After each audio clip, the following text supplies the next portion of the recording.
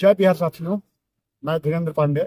साथियों, जैसा कि लोग कहते हैं कि इस चुनाव में जो बिहार विधानसभा का चुनाव हुआ उसमें लोग कहते हैं कि जनसुराज हार गया। मैं कहना चाहता हूं कि जनसुराज जीता ही कब था?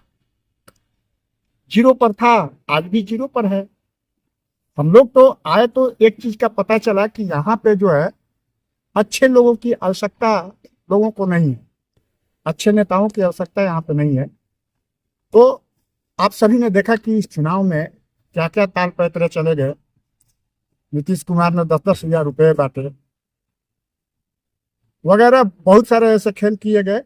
ईवीएम में भी कुछ खेला हुआ है, इसलिए तो हम लोग भी मानेंगे, आप लोग भी मानिएगा।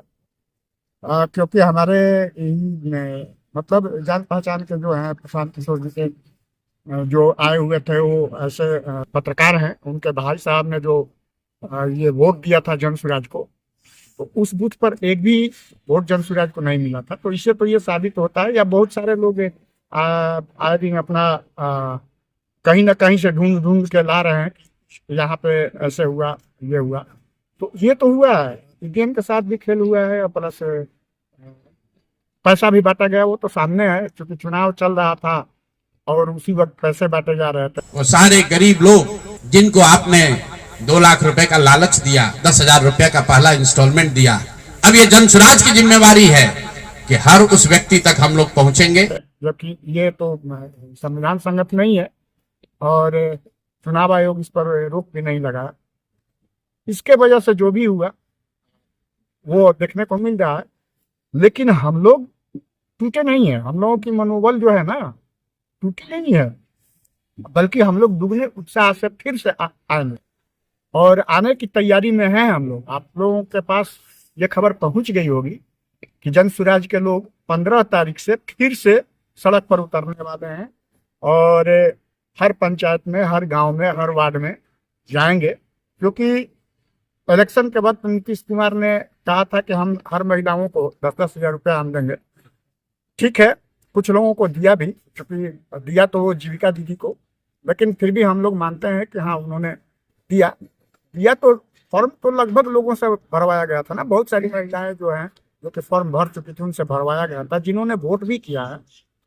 तो अब जिन्होंने वोट किया है उसको 10 हजार रुपये मिलना चाहिए। लड़ाई अब इसकी होगी, और जिनको 10 हजार रुपये मिल गया है उनको 2 लाख देने की लड़ाई होगी। तो हम लोग पीछा नहीं छोड़ने वाले हैं नीतीश कुमार की और सरकार की। हम लोग तो वो दिलवा कर ही रहेंगे, क्योंकि उसके लिए हम लोग लड़ेंगे। क्योंकि जनसुराज का मतलब ही होता है जनता का सुंदर राज, और यही लाने की हम लोग कोशिश कर रहे हैं। और जनता के लिए हम लोग हर वक्त हर समय खड़े हैं, और जनता के हित में जो भी करना पड़ेगा हम लोग करने के लिए तैयार हैं। तो आइए अब हम लोग देखेंगे कि 15 तारीख जो 15 जनवरी है, जो हमारी कोर कमेटी अभी बन गई है, और सारे जिला में भी कमेटी नहीं है, कहीं भी नहीं है, न जिला कमेटी है न प्रखंड कमेटी है। तो कोई कमेटी अभी हमारे पास नहीं है, सारी कमेटी भंग हो चुकी है और वही कमेटी बनाई जा रही है। कमेटी बनने के बाद जो हम लोग सड़क पर उतरेंगे, वहां से देखने वाली बात होगी कि सरकार के साथ और जनसुराज के साथ किस प्रकार की लड़ाई होती है। आगे मिलते हैं हम लोग अगले वीडियो में, तब तक के लिए जय बिहार। और सरकारी तंत्र उसको उलझा ना दे, ये ना कह दे कि ये फॉर्म नहीं भर पाया, इसलिए अब जनसुराज वो जिम्मेवारी लेगा। हर वो महिला जिसको 10,000 रुपया दिया गया और ये कहा गया कि अगर आप ये फॉर्म भरिएगा तो आगे आपको 2 लाख रुपए की मदद मिलेगी, अब जनसुराज वो जिम्मा उठाता है। आने वाले 1 साल 1.5 साल तक घर घर जाएंगे और आपके माध्यम से उन सारी महिलाओं को ये बताना चाहता हूं कि आप घबराइए नहीं। सरकार के अफसर आपको कहेंगे कि आप जो सरकारी शर्तें हैं उसको पूरा नहीं कर रही हैं। आपको 10,000 रुपए देते समय कोई शर्त नहीं रखा गया, क्योंकि आपसे वोट लेना था, आपसे वोट खरीदना था। अब 2 लाख रुपए देना है तो आपको सरकारी अफसर शर्त की बात करेंगे। तो सरकारी शर्तों के हिसाब से जो यहाँ के ग्रामीण विकास मंत्रालय ने जो शर्त जारी किए हैं, उस शर्तों के हिसाब से उसके मुताबिक बिहार की 1.5 करोड़ महिलाओं से फॉर्म भरवाकर सरकार को जमा कराने का जिम्मा अब जनसुराज के साथियों का है। हम लोग उन घरों तक जाएंगे और आपके सामने ये घोषणा कर रहे हैं, 15 जनवरी के बाद जनसुराज की ओर से सारा जनसुराज परिवार हम लोग घर घर जाएंगे इस राज्य के 1,18,000 वार्ड में हम लोग बैठकें करेंगे और बिहार के उन लोगों को जिनको ये पैसा देकर वोट खरीदा गया है उनसे वो फॉर्म भरवाएंगे।